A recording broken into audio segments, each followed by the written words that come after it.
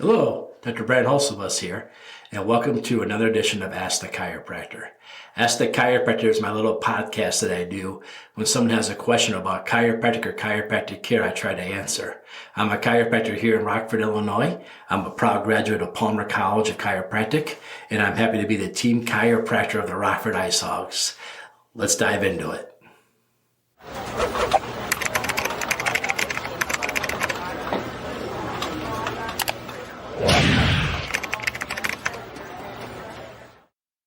Hi there, welcome back to another edition of Ask the Chiropractor.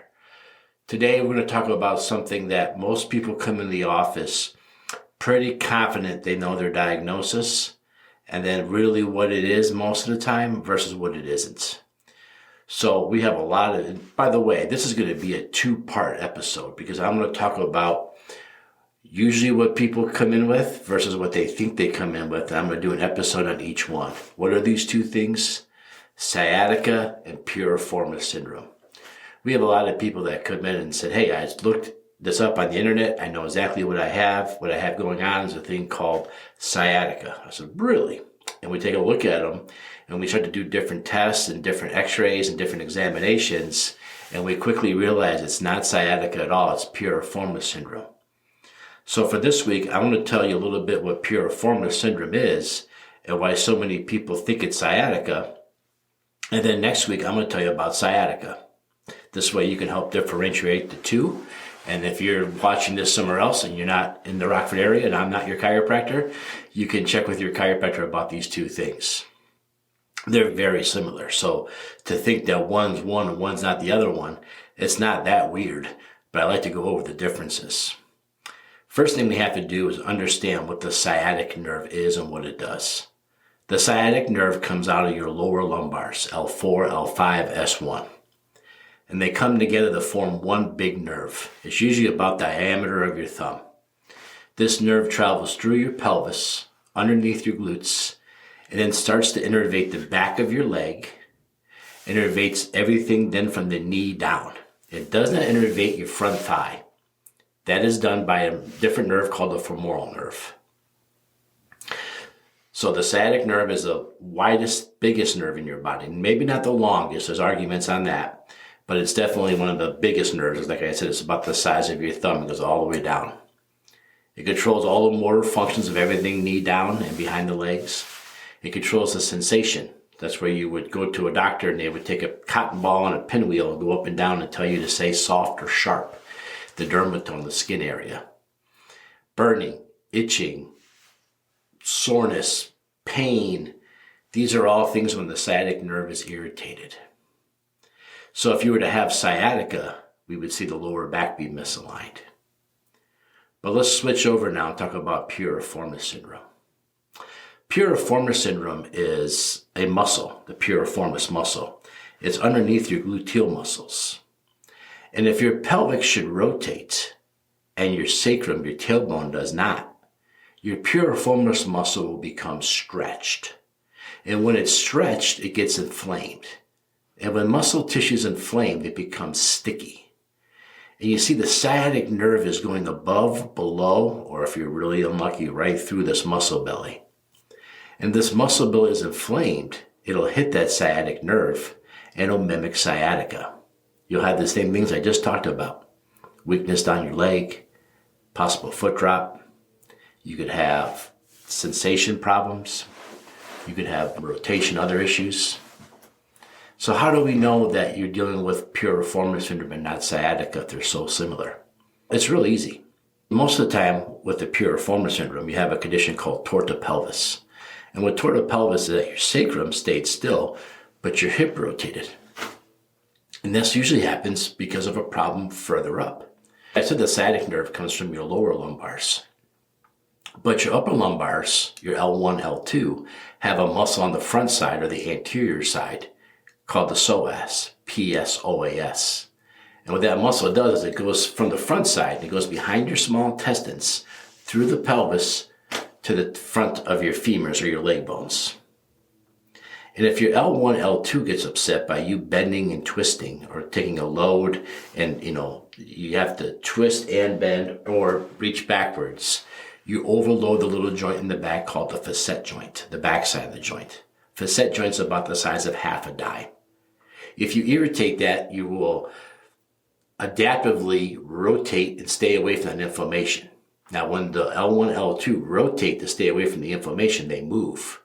And when they rotate and they move, they grab that psoas muscle and they pull it.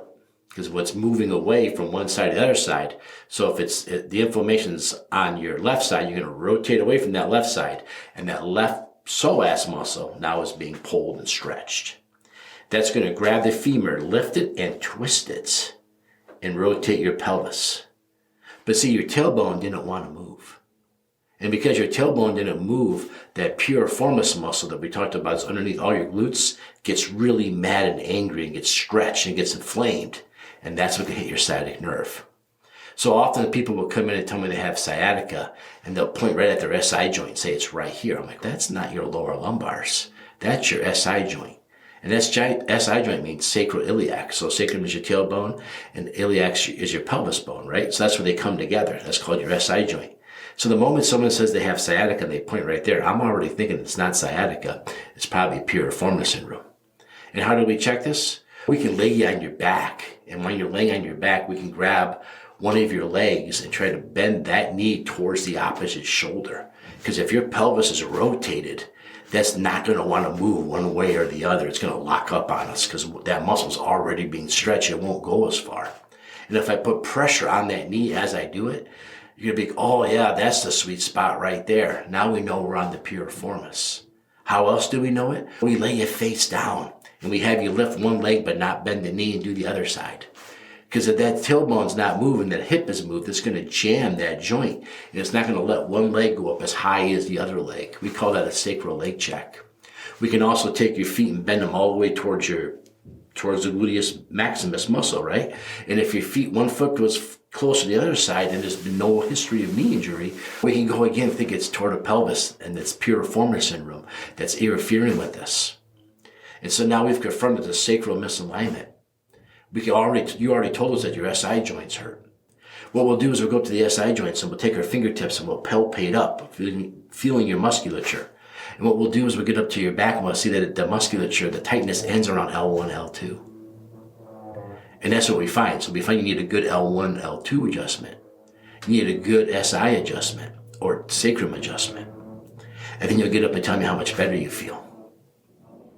Now, what's another clue to this? If your hip flexor muscle is already being stretched, you would tell me maybe you have worse pain when you go to lift your leg. Like when I go to stand up and walk, it bothers me. That would be all clues that this is probably piriformis syndrome caused by tortopelvis. And that you really need a good lower back adjustment and you need a really good pelvic adjustment more than you need your lower lumbar adjusted for traditional sciatica. Now, the best test to confirm this, bar none, is an x-ray. Boy, if I have an x-ray up, I can see it crystal clear. I can see that your L4, L5, and sacrum are totally lined up perfectly, and your L1, L2 is twisted, and your pelvic's rotated. It's clear as day. It's very little guesswork on an x-ray. But again, your family doctor might have taken x-rays of your lower back and told you don't have any issues. But remember, when we are trained to look at x-rays, analyze x-rays, we know to look for deformities, fractures, growth, abnormalities. But that's where the chiropractic and the medical education matches, but where the chiropractic education goes a further or maybe a different direction is we're also taught how to look for alignment issues where they're not. It's just not part of their curriculum. No more is me understanding the chemical compound of a cortisone shot part of my curriculum. I don't do medicine, so I don't study medicine. They don't do chiropractic. They don't study chiropractic. So don't let a medical doctor tell you there's nothing in your x-rays that a chiropractor could help, because the chiropractor, they don't have a chiropractic education. It's happened here several times. Someone told me, my doctor looked at the x-rays and told me I had normal alignment. We get rad reports from radiologists that there's a total alignment as they describe the differences in the pelvis being rotated. You can't have your pelvis rotated and be in perfect alignment. It's crazy talk. It's just ridiculous.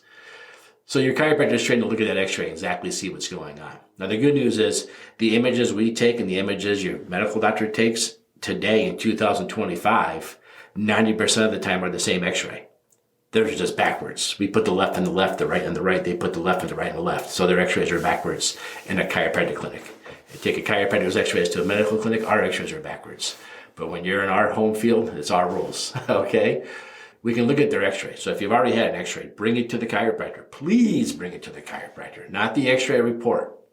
We don't care about the x-ray report. We want to see the actual x-ray because they don't know how to look for alignment like we look for alignment. So the report it's neat. It tells us that there's nothing you're safe to take care of, but it doesn't really tell us how to take care of you the best way. So if you've had an x-ray, bring it. If you have an MRI report, bring those too. Those are fine. We like the MRI reports, honestly, because looking at MRI, usually it's a whole bunch of screens. But now it's very possible that you had an MRI of this area and they said they found a disc bulge in your L4, L5. And they said you got sciatica. Well, disc job is to bulge. Disc jobs are shock absorbers. So if there's too much stress on the left, they bulge the other way. That's their job. I've very rarely ever seen an MRI report come back without a disc bulge. So don't let the disc bulge thing freak you out. I'm going to talk more about that next week when I dive more into sciatica, where the disc is a key player.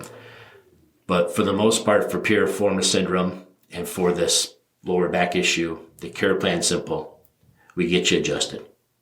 Once you started getting adjusted frequently and we notice that you're starting to hold your adjustment, you're starting to stay where you are in alignment, then we're going to give you those stabilization exercises. I've talked about this a billion times. The muscles of your spine, you cannot consciously move them. You can't, I can't move my fifth cervical right now.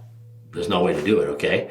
So they only react to how my eyes stay with the horizon. So their job is always to keep my eyes level with the horizon. So what happens is, the only way to make these muscles stronger is by stabilization exercises. So we can get the adjustment, we can help you get lined back up again, and we can teach you stabilization exercises to complement the chiropractic care so you can do your best healing. A lot of times, if it's really bad, we might even work with a physical therapist or a strength conditioning coach. I know I do a lot of this with my friends down the street at Movement Fitness. It's a return to play place. We have people get injured, they want to go back to playing their sport. We'll get them adjusted. I'll tell them what I found. I'll tell them which hip flexor it was. They know how to stretch those hip flexors. They know the contralateral muscles. It's a great friendship. So those are all available to you to make you feel better. So there you have it. Sciatica or piriformis syndrome. Now you understand piriformis syndrome. I'm going to invite you to come back next week and I'm going to dive into sciatica. I want to do piriformis syndrome first because I think that's actually, in today's world, more common. Now, I think in my grandpa's time, it was less common. I think sciatica was more common. But I think we've come a long ways in the way we design chairs, right? Grandpa started practice in 1949, and I don't think the chairs were very good back then. If you ever want to try this out, get an old car and go for a long car ride. Get in a new car and go for a long car ride. You tell me which chair is better, all right? The exception of this, of course, is always airplanes. Just kidding. But yeah, so the chairs are better. We know more about it. We know how to do things better. So that's why I think this piriformis syndrome is more common today than sciatica. All right, come back next week and learn about sciatica. This is part 1 of part 2. Talk to you again. And remember, like I talked earlier, if you have questions about chiropractic or chiropractic care, can chiropractic help this? Can chiropractic not help this? There's only one qualified profession that can answer that question, and that would be a chiropractor. All right, thank you.